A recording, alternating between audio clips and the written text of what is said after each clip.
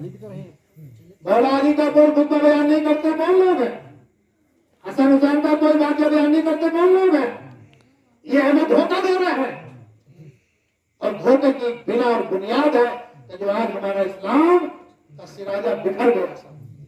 घर घर में नफरत है। क्यों? सिर्फ इसी बुनियाद पर मोहब्बत नहीं सिखाते। अगर मोहब्बत सिखाते तो हम सब एक हो सकते। कोई बड़ी बात नहीं थी।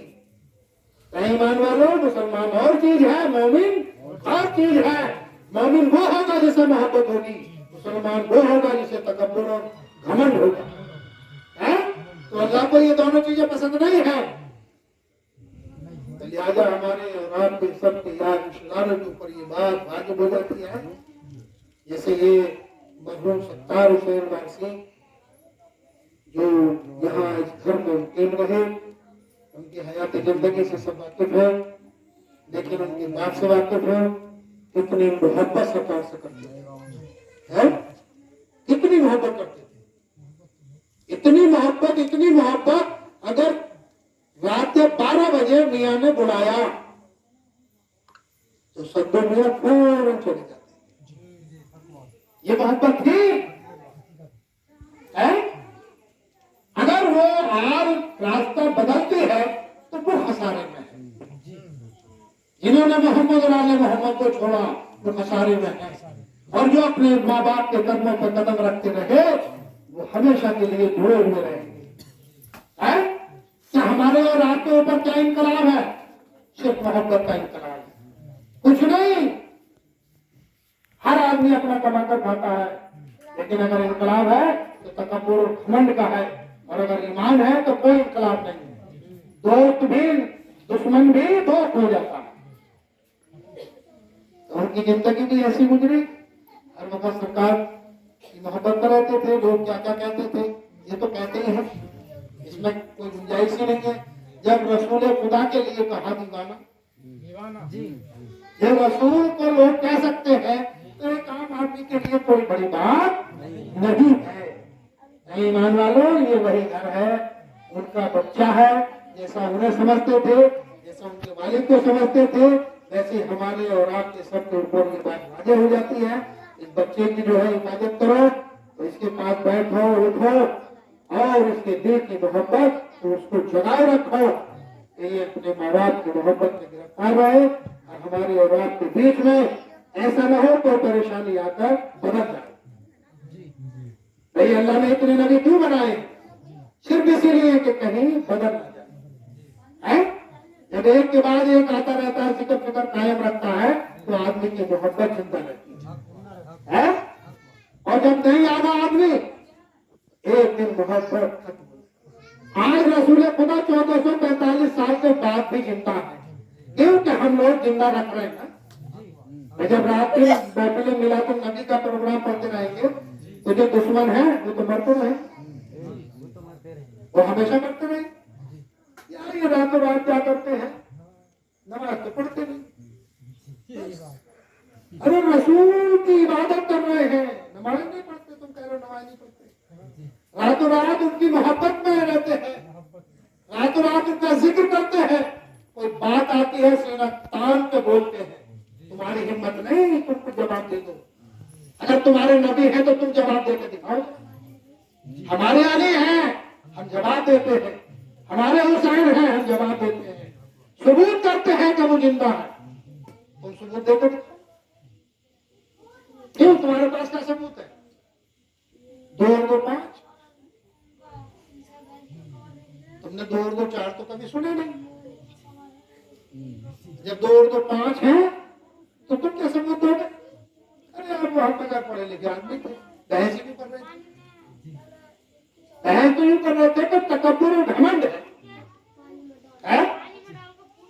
तो बस हमेशा इसी चीज को मजबूती से रसूल ने हमारे कहा,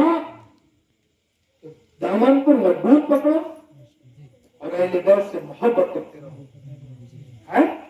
जो सालिहीन है, मोमिनीन है, औलिया है, किसी भी बुजुर्ग से अपना रास्ता रखो। बुजुर्ग समय जाहिर में भी एक रास्ता रखो। जो नेक वाले लोग हैं, अच्छी हिदायत दें, उनके करीब जाओ, उनसे बातें करो। पुराने लोगों को जिंदगी को बयान करते हैं और ये सबूत देते हैं कि हम हमेशा से जिंदा हैं और जिंदा रहेंगे। कुरान शाहिद है, हमारे बुजुर्ग मरे नहीं हैं, जिंदा हैं।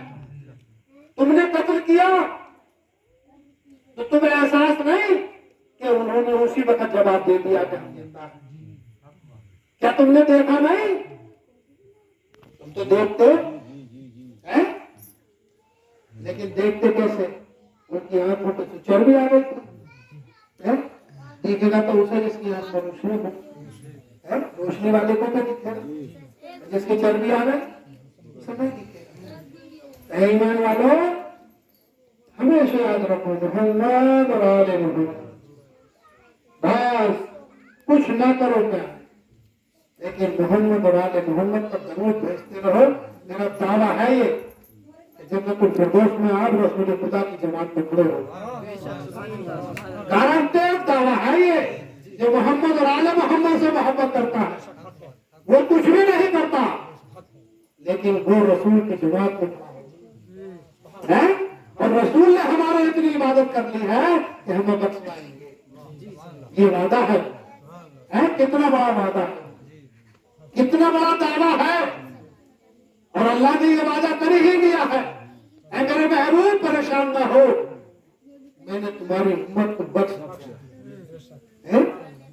आज अभी तो देखो जगह जगह जगह जगह तमाम खानपान मौजूद है। अभी देवा का मेला हुआ, 4 लाख आदमी टिकट के जरिए पहुंचा है, और जो बगैर टिकट लोकल आदमी पहुंचा वो कितना आदमी पहुंचा होगा? ईमान वालों, जिन पर कुफ्र के फतवे दिए तो उन्हें तो कोई आदमी उनके यहाँ जाने नहीं चाहिए था, लेकिन 4 लाख आदमी कहां से पहुंच गया? अब तमाम आदमी परेशान है, पंडित भी परेशान, मौलवी भी परेशान। अरे बोले भाई हमने तो बहुत मना करी थी, ये देवा कैसे चले गए, ये वार्षिक कैसे हो गए? अरे तुम कहां रोक पाओगे यार, तुम्हारी कोई ताकत नहीं है। तुम किसी एक वार्षिक को रोक दो, अगर एक गांव में एक वार्षिक है ना तो उसका मिजाज अलग ही मिलेगा, मिलेगा नहीं मिलेगा, कहीं भी चले जाओ।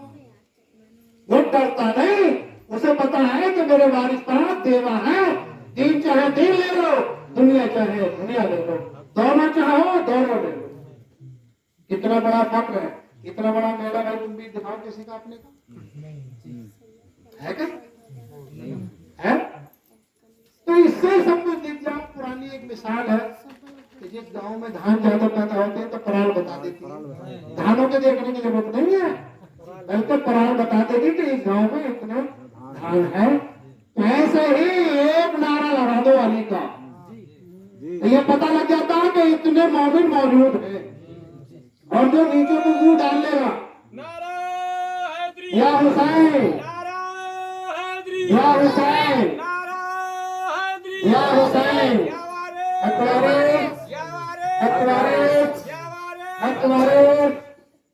तो उसे पता लग जाता है।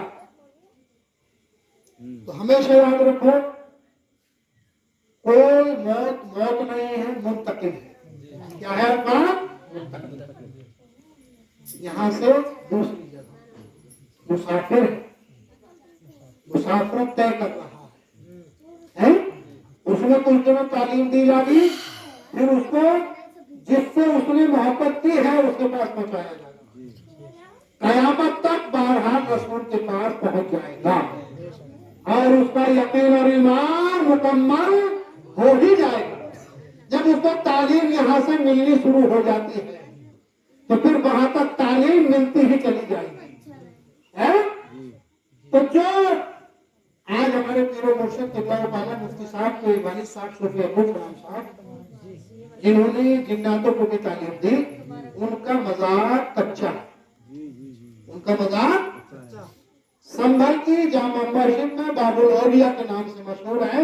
और जो लोग पढ़ने में बच्चे कम दिमाग होते हैं, सबक याद नहीं होता, तो वहां से मिट्टी लाते हैं ये कहकर कि मेरे मौला मुझे सबक याद होना शुरू हो जाए। तो जिसकी कब्र की मिट्टी काम कर रही है, ईमान वालों, तो उनकी कितनी बड़ी ताकत होगी? देवों में सुबह से शाम तक कंट्रोल के के हिसाब से अगरबत्ती बनती है। कुछ लोग उसे अगरबत्ती की राख कहते हैं।